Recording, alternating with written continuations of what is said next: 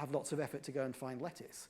If we're hungry, we want to find the palatable food. So the drive, the motivation, the pleasure has evolved towards those high-energy foods. So what happens when we show people food? So as we'll show in a moment, I do a lot of MRI scanning. So we put people in a scanner, and we show them pictures of food, and we see where does their brain light up when we're doing that. And what we find is a number of brain regions that will reliably and reproducibly respond to the pictures of food. Trying to work out what they're doing is not always so easy, but we can learn from animal studies and from various experiments what they may do. And two that I'm going to particularly focus on is one called the orbitofrontal cortex, that's above the eyes, and that's a bit of the brain that is involved in encoding the importance, what we sometimes call the salience of objects, how tasty it is, how important it is to us. If we eat something again and again and again, it tends to become less pleasurable. So if you have a banana, it's very nice. If you have another banana, it's not so nice. By the time you've had the 10th banana, you never want to touch bananas again. And if you look and see where does the activity in the brain go down as we eat the same thing again and again, and it's exactly this area. Another important area is the amygdala. This is an area of the brain that's involved in emotional responses. Both fear and pleasure will both activate it, but as you'll see, that's an important area that comes out from our studies. And there's another area called the nucleus accumbens and the stratum. This is an area that is involved in motivation, drive, learning, habit formation, and things like that, all of which respond. So this is the sort of paradigm we do when we put our subjects in the scanner. We show them pictures of food, either these high-calorie foods, so cakes, donuts, pizzas, burgers, things like that, chocolate. And then we have these low-energy foods, fish, salads, vegetables, and we compare it to some non-food objects, clothes, balloons, crayons, watches, something like that. And to make sure they don't fall asleep in the scanner, we get them to rate the appeal of the scanner, so they're really focusing. And you've only got 2.5 seconds, so you have to really work out how appealing is this picture to me, and that also gives us a measure that we can score out of 5, how appealing is it. And then basically we can do things to people and see, can we change how the brain is responding, and can we also change this appeal rating. So this is what happens if you take 87 people across a wide range of body mass indexes. So there's lean people, there's overweight people, there's obese people, and we show them pictures of any food. It doesn't matter what type of food it is. Where do we get this activation? And these are slices through the brain from the top down to the bottom, and the yellow is to these food pictures compared to those object pictures which aren't related to food. And we see a number of those areas that I showed before. There's that caudate, the orbitofrontal cortex above the eyes, that amygdala, that emotional area. Also, even the visual cortex at the back here is responding much more. They're probably paying much more attention to those foods. And this is when they're fasted. So they haven't eaten for about 15 hours, so they're really hungry. So they really respond to those foods. And then what we can do is we can select regions within there in different colors, and then we can say, right, how much activity is there in that area, and does that change when we alter these patients, either by giving them treatments or by operating them on or things like that. So the first thing to look at is, what about the difference between the high and the low calorie food? So this is a video through the brain, and in red is the places the brain responds to the high energy foods, and in blue the low energy foods. And it's pretty similar, but as you can see, the extent is much larger for the orange, for the high energy foods, than the low energy foods. In here, also in here, and as we get further back. So there's much more activity in the fasted state, so when they're really hungry, to the high energy foods. So the brain is responding much more to those high energy foods than the low energy foods. So we're primed to respond to those high energy foods when we're in the fasted state.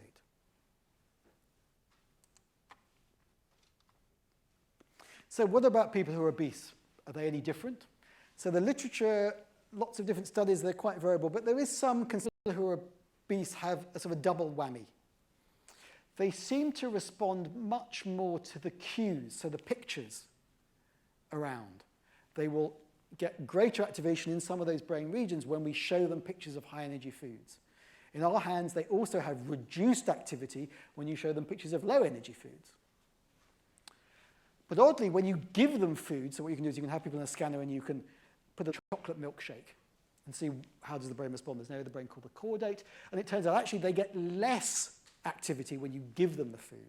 So they have enhanced response to the cues in the environment, But when you actually give it, they have less response. And those both may contribute to them eating more. And there is some evidence to suggest they may be less able to inhibit their craving for that food. So if you say to them, while you're in the scanner, really suppress your desire for that food, there is some evidence that they're less able to suppress their brain activation to that food.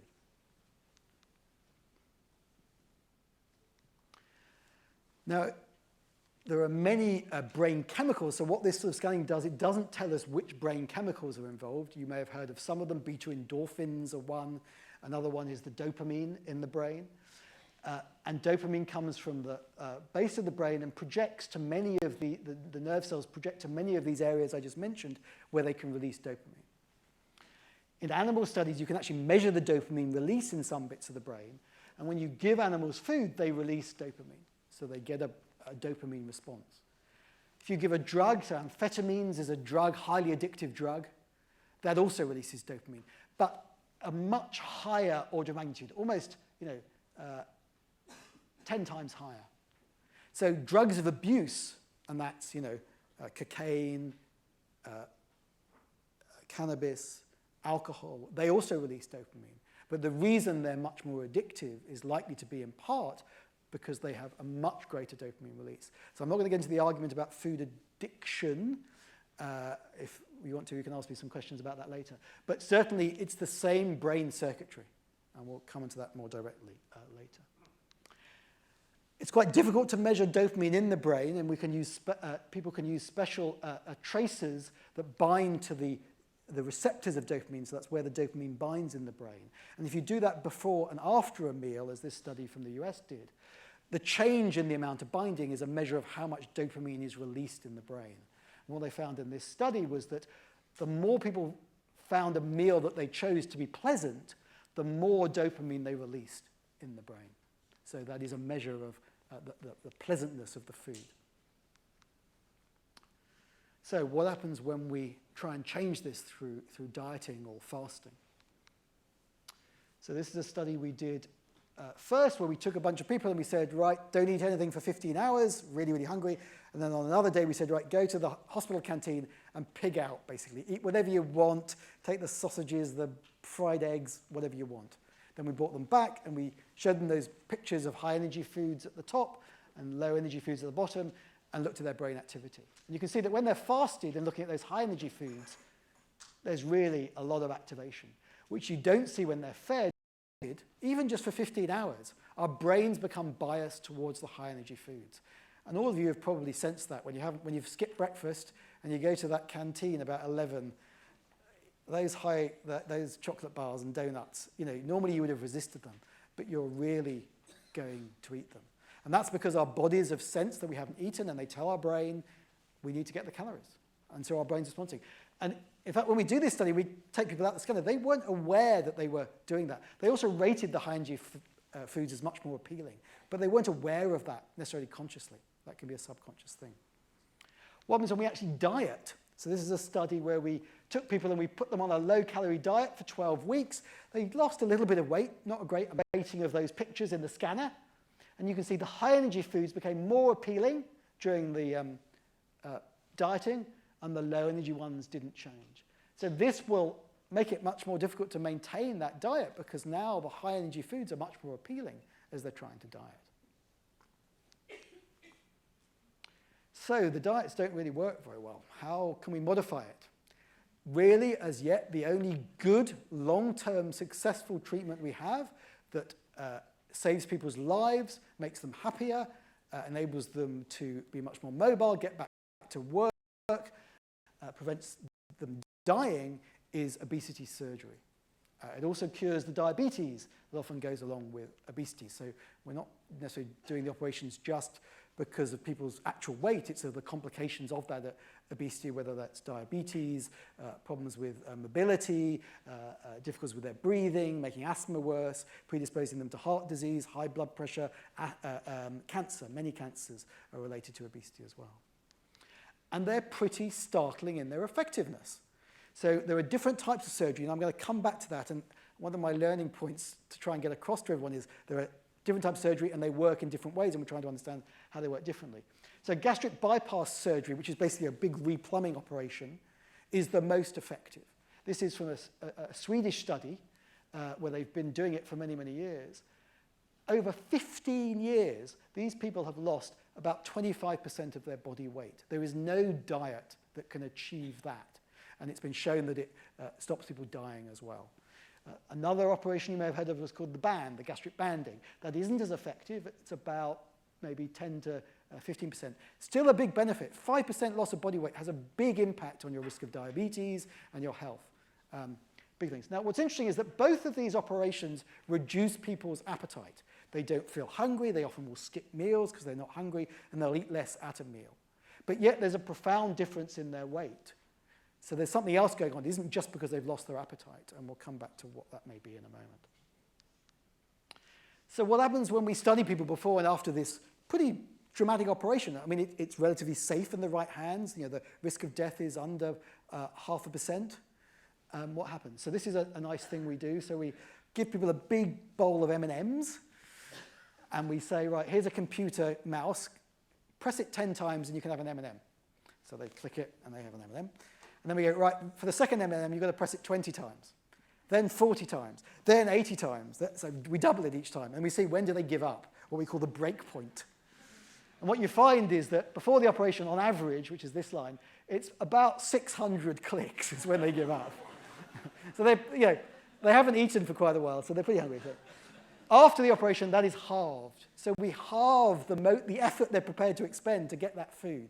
It's a really nice test. And not only that, but the more it goes down, the more weight they've lost.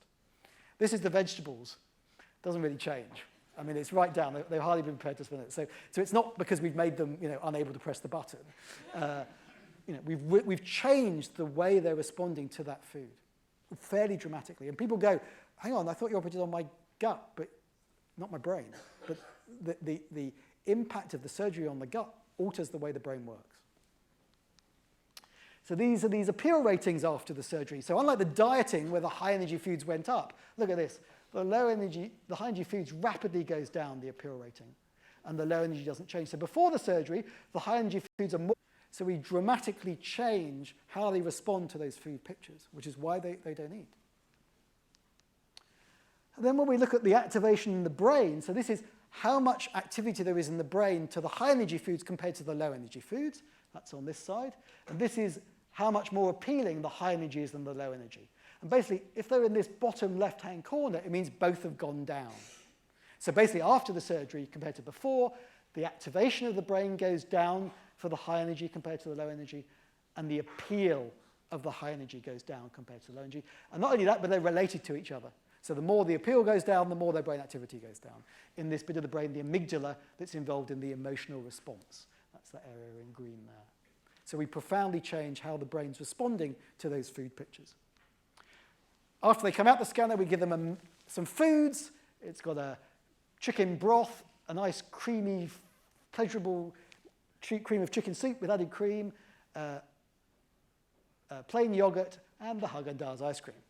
And you can see that after the surgery, the intake of particularly these really fatty foods, the creamy chicken and the fatty sugary food, dramatically decrease.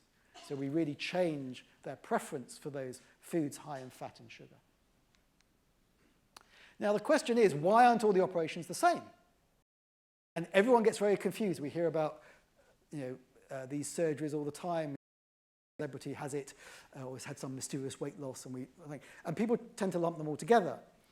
And part of what our group is trying to do is understand how they work so that we can try and find a way of mimicking their effects without having to do the operation.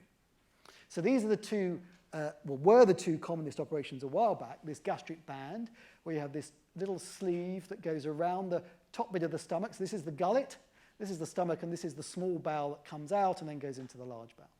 So this band goes around the stomach. There's a little tube that comes out into this pouch, which is just under the skin, and then water gets injected through the skin into this pouch so that this band gradually tightens over about a 2 to 4 week period. How does it work? Well, it probably works by putting pressure on the nerve, which is called the vagus nerve, which is a nerve that signals from the stomach to the brain how stretched the stomach is. And because that nerve is caught in the middle of that, basically for the same amount of stomach inflation, and remember only that little bit of the stomach will get stretched, you get increased signal from that nerve to tell the brain that you're fuller when you've actually eaten less. So quite simple. This is what's called the gastric bypass surgery, much more complex. So basically, the first bit of the stomach is disconnected, and a bit of the small bowel is brought up to that, so the food goes down the gullet into this bit of stomach. The stomach is normally about the size of your fist, and that little bit is about the size of your thumb.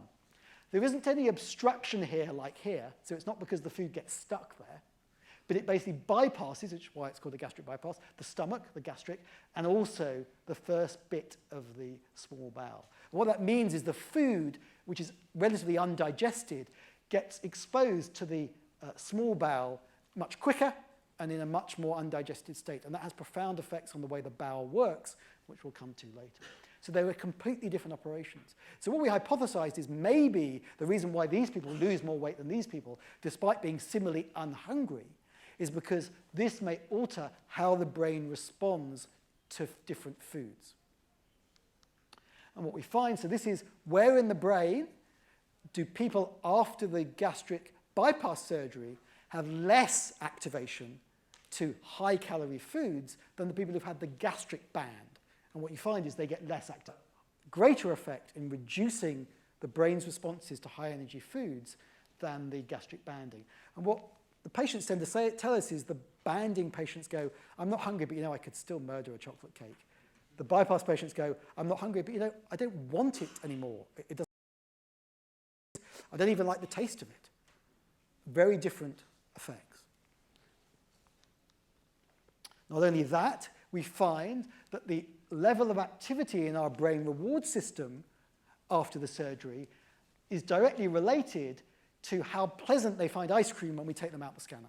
So it's nice that what we call the consummatory reward, the reward when we consume something, is related to actually the reward, the anticipation of it from the pictures. But what we find is that the bypass people are low on both, but the banding people are higher on both. So they separate out very different effects. So the question is why? Why do those bypass patients have that differential effect? Now the trouble is that bypass is an incredibly complex operation. There are many parts to it. It has profound effects because you bypass the stomach, the food goes down to the small bowel, you change the bacteria in the bowel, and there's all this stuff about how bacteria in the bowel may influence our physiology, but also even the way our brains work. We also may affect the signaling because you bypass the small bowel here. So it's a very complex procedure. But we think that at least one of the major reasons why it has this effect is through changes in the hormones. Now, we all think about hormones coming from our thyroid gland or our ovaries or our testes or our adrenal glands, our stress hormones. Our gut also produces many, many hormones. And here are some of them. There are many. And what these hormones do is they signal to our brains about the food that we've eaten. So, for example, these are two hormones, PYY and GLP-1, which come from our intestines after we eat. They change in proportion to the amount we eat. So the more, particularly fat and carbohydrate we eat, the more those hormones go up. There are other signals as well. So obviously our sugar levels go up when we eat. And when our sugar levels go up, insulin, the hormone that diabetics are missing, from the pancreas gland goes up. There's also a hormone from fat tissue called leptin. All of these tend to go, these ones go up when we eat, this one goes up when we're fatter, and they all go down when we don't eat. And they signal to the brain that we've eaten or that we're overweight. By contrast, this hormone, ghrelin, which comes from the stomach, does the opposite. That's high when we're fasted, and when we eat, it comes down. This is a go signal for appetite. This is a stop signal for appetite. This makes us hungrier. These all make us less hungry. Or their absence when we're starving or trying to diet makes us hungrier. And when we try and diet, this one also goes up to make us hungrier. And it turns out that if we do brain scans, when we give people these hormones, we change how the brain responds to those food pictures. So we've fed people where this ghrelin level is usually low, and we give it to them to make it high, we increase the way the brain responds to food pictures. And in animal studies, if you give this to animals, you release dopamine in the brain. Similarly, if you give these hormones, particularly together, you suppress the dopamine release in the brain, and you suppress the brain activity for food pictures. So they have these profound effects on the way our brain works. Some of these hormones are now being used for drugs. So this is a drug called liraglutide, which works through this GLP-1 hormone that I talked about.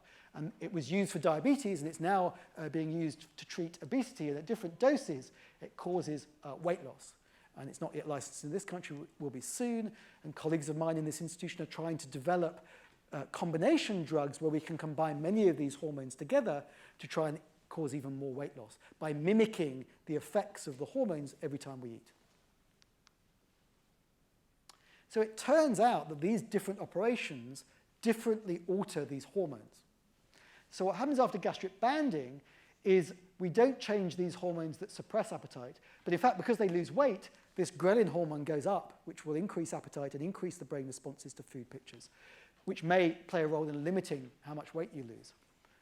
After this operation, probably because you're bypassing the stomach, that ghrelin doesn't go up as much, but also you get a really huge increase in these PYY GLP-1 hormones because they come from this bit of the bowel, and the food which stimulates these hormones in an undigested form gets exposed to the gut very early. So you get this huge early rise in these hormones, which makes us full and also suppresses how our brain responds to food pictures. And what we've done is, very cleverly, we've suppressed these hormones by giving a drug, and we're able to increase the brain responses to those food pictures. So by reversing, by suppressing these hormones, we can actually change the way the brain responds. Bowel that's bypassed, the small bowel, so food is excluded from there, and there may be some signal there that also is playing a role. So to look at that further, we're now doing other studies to investigate how they may alter the way the brain responds to food. So this is a very clever device. This is called the endobarrier. So this doesn't need an operation. This is done through an endoscope, a telescope, as if you were looking down into the stomach. And there's this little plastic liner which basically gets inserted at the end of the stomach in that first bit of the small bowel. So what happens is the food goes down the middle and doesn't get exposed to the lining of the bowel, mimicking this small bowel exclusion, mimicking the exclusion of food from the small bowel. And it seems to have benefits in helping diabetics and also helping people lose weight. And we've done brain scans before and after, and just in the process of examining that to see, does it alter the way the brain actually responds to food?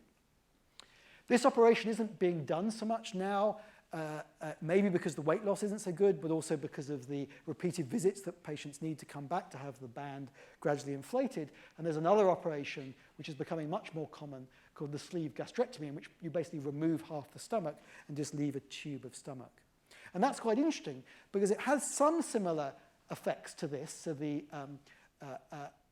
ghrelin levels go, the PYY and GLP-1 hormones go up, not quite as much as this one. But the benefit of this one is that this ghrelin hormone, which comes from the stomach, dramatically falls. And that may have some extra benefits in altering behavior, not just around food, but also addictive behaviors. And we're hoping to get some funds to study that, to see if the response in the brain is different between that and that. Now, there may be a downside. I sometimes feel my job is to make people less happy because I'm taking away the pleasure of eating. For the majority of people, that doesn't seem to be a problem, but what's interesting is that after this very successful gastric bypass surgery, a few people are developing problems with alcohol, which is very, very interesting. It's not a large number. It may be 10%. It may even be 15%. From some studies, there's 5 times the risk of developing an alcohol problem after bypass surgery. And what we think is happening is probably one of 2 things. One, because the plumbing of the gut is altered, when you drink alcohol, you very, very rapidly get a peak of alcohol. And it's almost like having double the number of drinks. So they may be at risk of getting addicted to the alcohol because they get this big rush. And the other problem may be related to why people eat. So as I talked earlier, one of the people why people eat is that they may eat because they're stressed, emotional eating. And the problem is if you take away that and they're still unhappy, stressful lives, whatever, what do they turn to? Because they no longer get as much pleasure from the food. particularly those highly palatable foods. So it may be that they're turning to alcohol to replace the food. We don't know why it's only some people and not others, and we're hoping to do some research, putting in some grants to try and investigate that. So there may be a slight downside. Overall, the operation is a big success, but there are a few people for whom alcohol seems to become a problem. There's also a big genetic component, which obviously is mediated through passing on of genes, but also in part through our upbringing, but that may also be genetically determined. So how do our genes influence our behaviors around food? So there are a number of genetic variations that predispose us to, and when people do these what are called gene-wide association studies, so you take thousands and thousands of people and you compare all the variations in the genes between those that are obese and not, and find out where do they differ. And this is the strongest hit. This is a single variation in a one base pair in this gene, and if you have this A variant as opposed to the other variant, which is present in about 40% of Europeans, if you have two copies of that A variant, because of course we have two chromosomes, two pairs, you are on average 3 kilograms heavier. If you have one copy, you're about 1.5 kilograms heavier. That may not seem a lot, but it's an effect. And there's evidence from various studies that if you possess this A variant, you're more likely to choose high energy foods if you've got a buffet in front of you, which may be how it achieves its effect. We've done brain scanning of people with and without that A variant, and we show that people who have this A variant get enhanced responsivity in the orbitofrontal cortex, the front of the brain, to these high-energy foods, and that's been shown by other groups as well in various bits of the brain. So even that single base pair variation alters the way our brain responds to high-energy foods. And it also turns out that that may be related to one of these hormones, because people who have this A variant have higher levels of this hormone from the stomach, ghrelin. And that may be the mechanism by which that happens. I run a clinic for adults with this genetic condition. Some of you may have heard of it, called Prader-Willi syndrome. It's about 1 in 50,000 people. And it's a disease in which people have learning difficulties, hormonal problems, and develop profound overeating, hunger, and severe obesity. They're born slightly small and floppy. When they're young children, they're a little bit plump, but not particularly overeating. And then from about the age of 4 to 11, they start developing profound appetite, hunger, and become seriously obese. And basically we have to lock up the food, restrict their access to food and money, and in the best scenario, have them living in some sort of environment where the food is very restricted as the only mechanism we have to control severe obesity and early death. Some of these patients will eat carpet. Some of these patients will eat rotten food. Some patients will go through the garbage.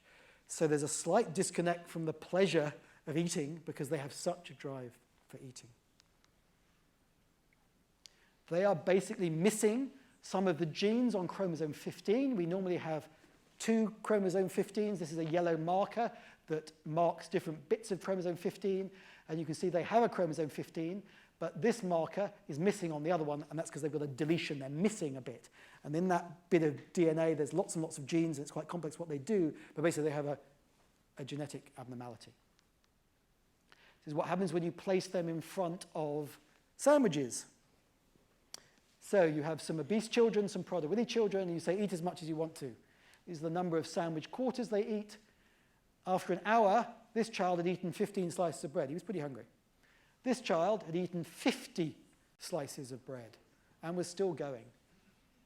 That could be life-threatening. There are even cases of stomach rupture in these patients.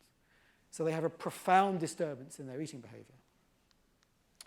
It doesn't come across very well, but these are individual genes in a pathway that controls our appetite. And there are patients who have abnormalities in these genes which cause them to become obese and overeat. They're very serious abnormalities, and they have profound overeating. We'll come on to what some of them may be. These ones in the stars are all affected by that Prader-Willi syndrome. So it has a profound effect, but it affects many aspects of this pathway, which basically normally reduce our appetite. So the question is, and this is more audience participation here, we think sometimes that it's poor self-control. So when is obesity someone's fault? When can they not say no to cake? We actually got this as a birthday cake from my boss the other day. It was actually the brass eye cake, the drugs that we were referring to. Anyway, so I'm going to show you a number of scenarios, and what I want you to do is I want you to put your hand up when you think that it is this person's fault that they're obese because they haven't got self-control. So here's one of my patients with, that's not mine, but here's a picture of someone with Prader-Willi syndrome, that really devastating genetic condition. Does anyone think it is that patient's fault that they're obese? Good. Here was another patient of mine. This patient was the first and only patient in the world discovered. She is missing an enzyme in the body which basically converts inactive hormones to active hormones. And as a result, she is missing many of the hormones that normally regulate appetite, also control fertility and other things. So she has profound eating, and in fact, her behavior is very similar to the person with Prader-Willi. It's a single gene which is damaged, and that's why she's overeating. A slightly simpler scenario than the Prader-Willi. Does anyone think that patient is at fault? Good. This is a receptor in the brain called the melanocortin-4 receptor. It's like the lock in the brain to which a brain chemical called alpha MSH binds to inhibit our appetite. It's almost a very common final pathway to our appetite control. If you remove this gene in mice, they become really obese. And humans who have mutations in this gene also become obese in childhood. And by some accounts, if you have a profound obesity under the age of 10, you have a likelihood of between 1% and 4% of having a mutation in that gene. It increases your appetite. It alters the way your brains respond to high-energy foods. It makes you prefer highly fatty foods. Does anyone think that patient is at fault for their obesity? No. You can't see it, but marked are all the different genes from a couple of years ago now, so there'll be a few more, variants in which are associated with being obese. So these are subtle variations. They're not as damaging as those previous ones I've shown where the genes no longer work at all. They just subtly alter. This study showed that cumulatively, the more of those variations you had, the higher your body mass index. So if you had none, compared to more than 13, your body mass index went up 2 kilograms per meter squared. So effectively, you were 2 kilograms heavier. So there was an additive addition to these genetic variations. So if someone has that FTO at-risk variant and another 13, which makes them a bit prone to be heavier, is it that patient's fault that they're obese?